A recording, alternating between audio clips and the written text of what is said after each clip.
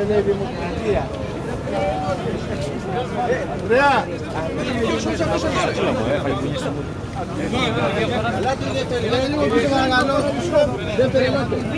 Ναι, θα τον έχουμε εδώ.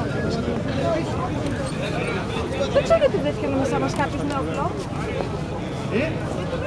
Ο κύριος είχε όπλο, το οποίο έχει φωτογραφηθεί και βρέθηκε μέσα στο μπλοκ της πορείας. Βέβαια είναι ασφαλής. Είχε και όπλο και ταυτότητα μέσα στον κόσμο. Όπλο και ταυτότητα, ασφαλίτης.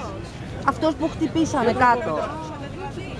Ασφαλίτης, ήταν μέσα στην πορεία με όπλο και με ταυτότητα ασφαλίτικη.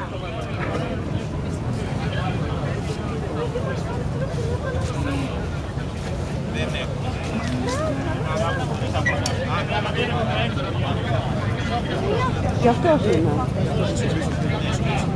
Μια χαρά θα βγει το βιβλιάκι το βράδυ. Πίσω όλοι, πίσω όλοι, πίσω όλοι. Κάντε ένα κύκλο, πίσω όλοι. Κάντε λίγο πίσω. Κλείστο. Για σε παρακαλώ πολύ.